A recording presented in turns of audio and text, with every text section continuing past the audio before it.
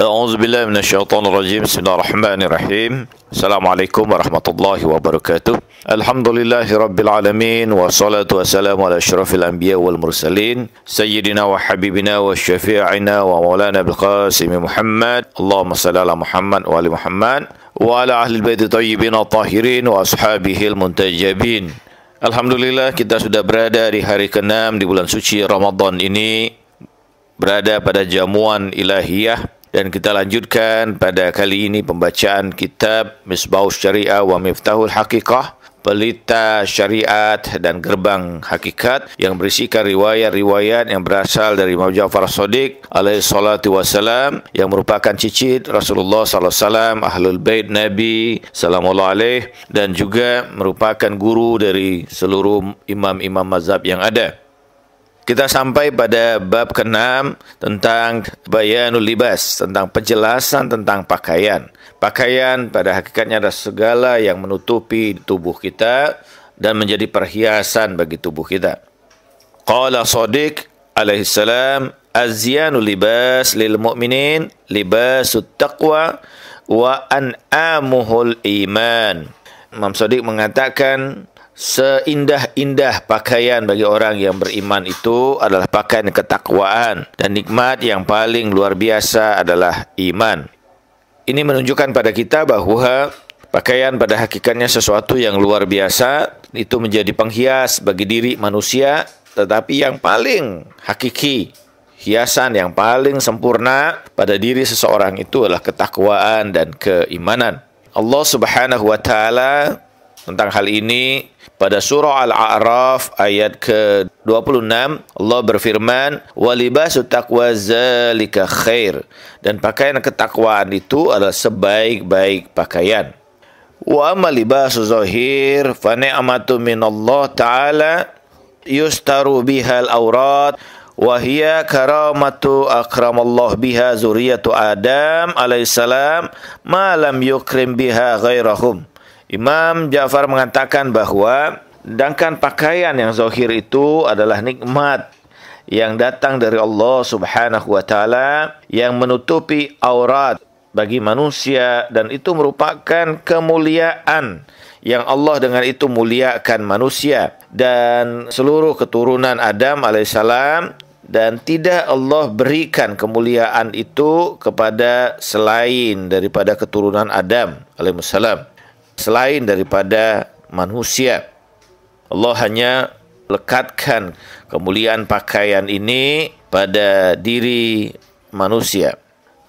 Wa hiya lil mu'minin alatu li adai maftaradallahu alaihim. Bagi orang-orang yang beriman, pakaian ini merupakan alat dalam menunaikan kewajiban-kewajiban Allah Subhanahu wa taala.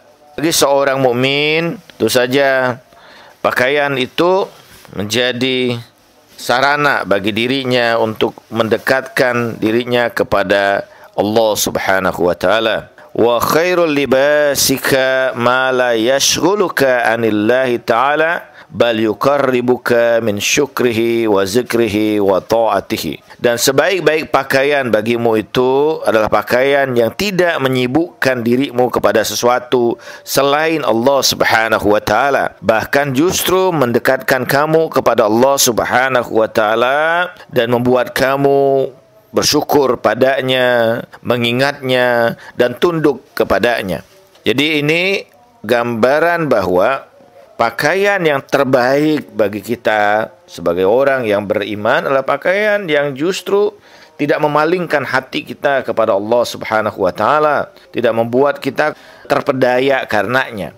Bahkan pakaian itu mendatangkan sarana bagi kita untuk mendekatkan diri kepada Allah, bersyukur atas nikmat Allah yang luar biasa pada kita, dan membuat kita selalu ingat kepada Allah. Bahkan dengan pakaian itu kita bertambah ketundukan kita kepada Allah Subhanahu wa taala.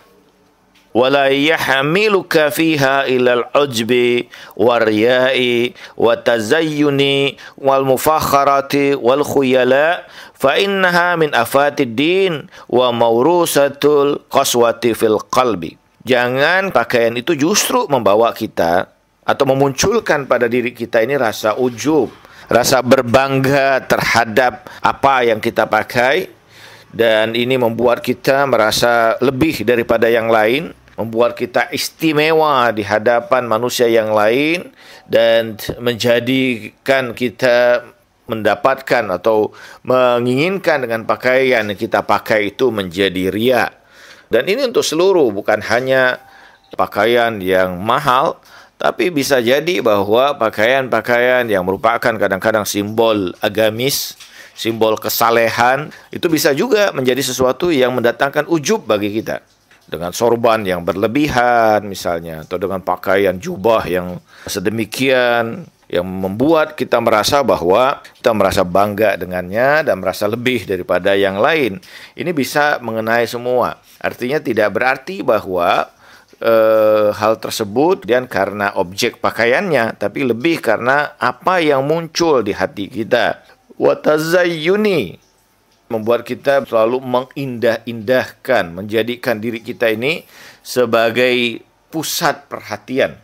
Wal mufakharah, membuat kita merasa hebat, merasa memiliki rasa kebesaran yang luar biasa, merasa haibah dengan pakaian kita yang kita gunakan, atau kita merasa bahwa kita berada pada kelas tertentu dengan pakaian yang seperti ini. Wal khuyala, menciptakan sesuatu yang menjadi angan-angan kita, fantasi kita, atau menimbulkan fantasi orang ketika melihat kita. Ini sesuatu yang buruk. Yang demikian, kata Imam Ja'far As-Shadiq, ini merupakan kejelekan agama. Artinya ini merusak agama kita yang ada pada diri kita, merusak keberagamaan kita. Anjuran seorang yang saleh itu justru dengan pakaian yang tidak jauh berbeda dengan umatnya. Lalu dia dengan wahnya, dengan luar biasa kebesarannya, apa bedanya dengan kaisar misalnya, yang pakaian mewah dan sebagainya. Ada banyak pemimpin-pemimpin agama yang pakaiannya sebenarnya menunjukkan kedudukan sebagai seorang kaisar dibandingkan sebagai seorang pemuka agama. Pemuka agama itu memunculkan kesederhanaan, memunculkan gambaran ketundukan kepada Allah Subhanahu wa taala, memunculkan kesalehan dan ketawaduan. Dan hal yang seperti ini, Imam mengatakan bahwa ini akan menyebabkan kerasnya hati, matinya hati. Dan hati yang mati ini sesuatu yang sangat berbahaya. Itu akan merusak ruhaniyah seseorang. Cahaya Allah Subhanahu wa taala tidak akan masuk ke dalam hati yang sudah mati ini. Tentu saja kita berusaha untuk menghindari matinya hati ini. Hati adalah ukuran ruhaniyah bagi diri seseorang. Faiza labista siyabaka fazkur satrallahi alaika zunubika birahmatihi. Sekiranya kamu hendak memakai pakaian kamu, maka ingatlah bahwa Allah Subhanahu wa taala dengan pakaian itu tengah menutup atas dirimu seluruh kejelekan-kejelekan kamu, seluruh dosa-dosa kamu dengan kasih sayangnya. Ini merupakan gambaran. Ketika kita memakai itu, pada saat yang sama sebenarnya Allah Subhanahu wa taala menutupi diri kita sebagai pakaian menutupi kejelekan yang ada dari tubuh kita, menutupi aurat kita. Demikianlah bahwa ketika kita pada saat yang sama Allah menutupi kita dengan pakaian yang membuat dosa-dosa kita itu tersembunyi dari penglihatan orang lain. Keburukan kita tak terlihat di hadapan orang lain dengan kasih sayang Allah Subhanahu wa taala. Wa albis batinaka bisidqi kama albasta zahiraka bithawbik. Maka pakaikanlah batin kamu itu dengan kejujuran, dengan kebenaran, sebagaimana zahir ragamu itu engkau pakaikan dengan pakaianmu. Dengan pakaian ini, kita pada saat yang sama kita memakaikan pakaian batin ke dalam diri kita yang berupa nilai-nilai kejujuran, sifat-sifat yang baik, sifat-sifat yang karimah, yang mulia, yang itu kita pakaikan pada diri kita. Wal yakun batinuka fi satri rahbati wa zahiruka fi satri taati. Hendaklah batin kamu itu dalam ketertutupan, kekhususan antara dirimu untuk mendekati Allah Subhanahu wa taala, dan zahirmu itu juga adalah pakaian yang menutupi, yang menggambarkan ketaatan dirimu kepada Allah Subhanahu wa taala. Wa tabir bi fadlillah azza wa jalla haitsu khalaqa asbabal libas litastura aurati dhahirah wa fatha abwabat taubat wal inaba litastura biha auratul batin minaz zunubi wa akhlaqis su. Hendaklah kita ambil pelajaran dari kemuliaan Allah Subhanahu wa taala, bagaimana Allah Subhanahu wa taala menciptakan pakaian yang zahir ini untuk menutupi aurat zahir kita. Dan demikianlah Allah membuka pintu taubat dan pintu kesadaran pada kita untuk menutupi aurat batin kita ini dari keburukan akhlak kita dan dosa-dosa kita. Pada saat yang sama sebenarnya Allah menurunkan pakaian zahir ini, kata Imam Ja'far, pada saat yang sama merupakan gambaran bahwa Allah Subhanahu wa taala juga membuka pintu taubat, pintu inabah agar kita bisa menutupi aurat batin kita itu dari segala keburukan dan dosa-dosa kita. Wala tafdha ahadan haitsu satarallahu alaika a'zamu minhu wasta'ghil bi aibi nafsika. Jangan kamu merendahkan seseorang bagaimana kamu ditutupi oleh Allah Subhanahu wa taala dengan pakaian lebih mulia dari mereka. Tapi mengatakan, sibukkanlah dirimu dengan aib yang ada padamu. Kita menyibukkan diri kita untuk menilai orang lain, sementara kita tidak pernah menyibukkan diri kita dengan keburukan-keburukan kita yang demikian banyaknya. Wahzar ayyafna umraka bi amali ghairi.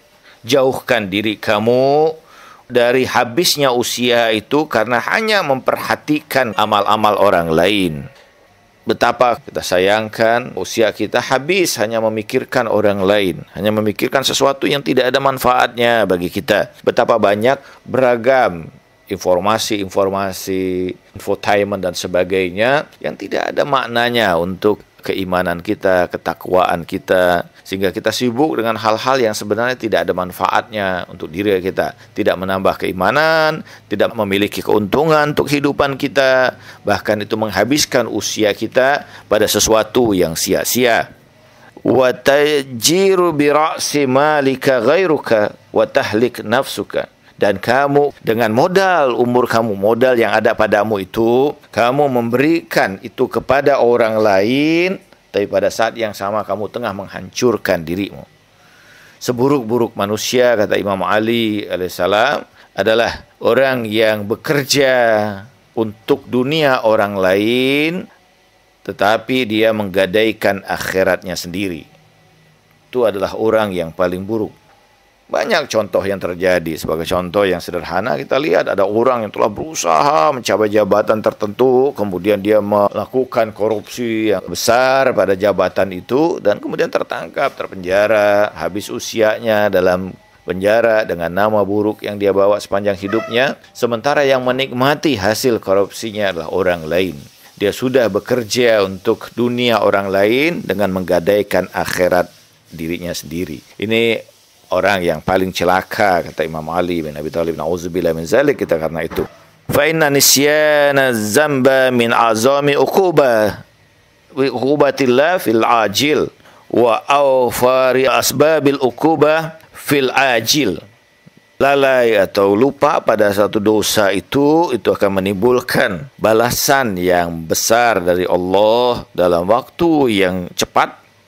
Pada saat yang sama itu juga memenuhi sebab-sebab datangnya bencana nanti di yaumil akhirat. Pada saat yang sama sebenarnya melalaikan dosa yang pernah kita kerjakan, menganggap itu hal yang biasa dan melupakannya begitu saja, itu sesuatu yang justru mendatangkan penyesalan, datangkan pembalasan dari Allah Subhanahu wa taala dalam waktu cepat, dan pada saat yang sama itu memenuhi sebab-sebab yang menyebabkan azab Allah Subhanahu wa taala di yaumil qiyamah.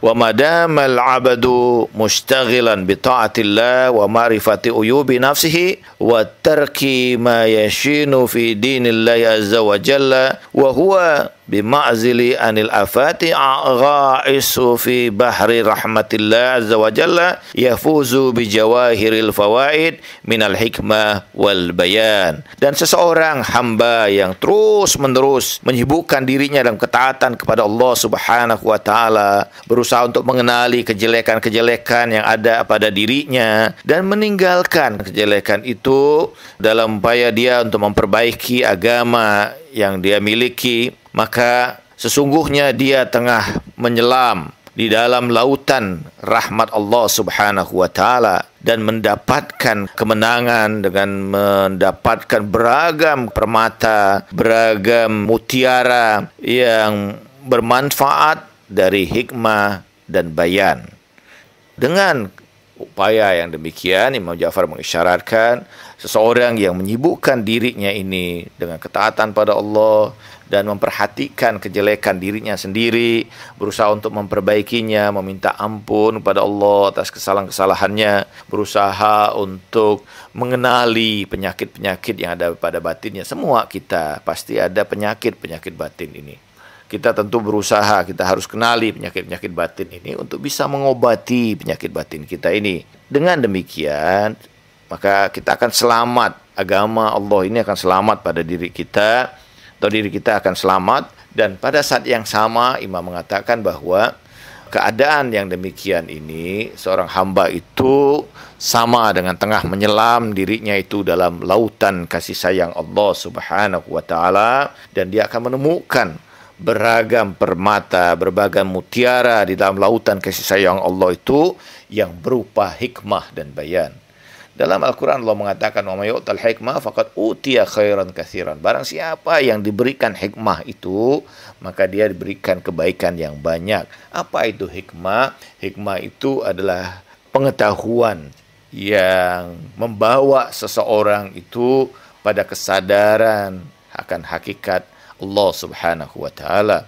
Di dalam Al-Quran ada seorang hakim, seorang yang ahli hikmah, dan namanya dicantumkan oleh Allah di dalam Al-Quran yang kita kenal Luqmanul Hakim. Seorang yang luar biasa dalam karena keikhlasannya, ketundukannya kepada Allah, maka Allah turunkan hikmah pada dirinya. Demikian juga kita, kalau kita selalu dalam upaya untuk taat pada Allah, kemudian berusaha untuk sibuk dengan aib kita sendiri, menjaga agama Allah ini, maka insyaAllah Allah akan liputi kita dengan hikmahnya. Allah munculkan di dalam hati kita hikmah yang luar biasa, sehingga itu dapat membimbing kita dalam kehidupan ini, dalam perjalanan ruhaniah kita menuju Allah Subhanahu wa taala. Wa madama nasiyan li zunubihi jahilan li uyubihi raji'an ila haulihi wa quwwatihi la yuflihu izan abadan. Dan barang siapa di antara hamba-hamba itu yang terus-menerus lalai akan dosa-dosanya dan tidak mengetahui kejelekan-kejelekan dirinya,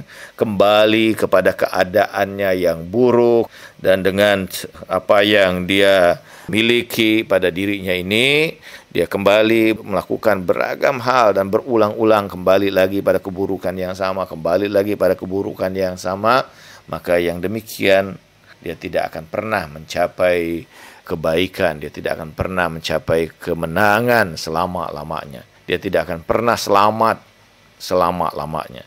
Dia selalu terpuruk bagaikan seseorang yang masuk dalam genangan lumpur. Semakin dia berusaha di situ, semakin lumpur itu akan menarik dirinya lebih dalam. Demikianlah orang yang terperosok dalam kejelekan dan dia tidak menyadari bahwa dirinya ini berada dalam kejelekan itu, maka kejelekan itu akan menghisap dirinya untuk terus-menerus berada di dalamnya. Nauzubillah min zalik. Mudah-mudahan Allah Subhanahu wa taala menjauhkan kita dari semua itu, dan kita dengan pakaian yang kita pakai ini, kita sadar bahwa Allah tengah menutupi seluruh kejelekan kita. Dengan kasih sayangnya Allah meliputi kita dengan kemuliaan-kemuliaan yang luar biasa, yang itu menyebabkan seharusnya kita sadar dan taat kepada Allah Subhanahu wa taala. Terima kasih. Kita lanjutkan insyaallah pada kajian kita berikutnya, dan kita akhiri dengan doa penutup. Bismillahirrahmanirrahim. اللهم لا تخذلني فيه لتعارض معصيتك ولا تدربني بسيات نقمتك وزحزني فيه من مجيبة سخطك بمنك وأيادك يا منتهى رغبة الراغبين. Ya Allah, jangan kau gelincirkan kami pada maksiat-maksiat terhadap-Mu. Jangan kau uji kami dengan pembalasan dari-Mu. Jangan kau guncangkan kami dengan sesuatu yang akan menyebabkan kemarahan-Mu. Dengan perlindungan-Mu dan kekuatan yang datang dari-Mu, wahai puncaknya harapan orang-orang yang berharap. Wa sallallahu ala sayyidina Muhammadin wal tahirin walhamdulillahi rabbil alamin. Wassalamualaikum warahmatullahi wabarakatuh.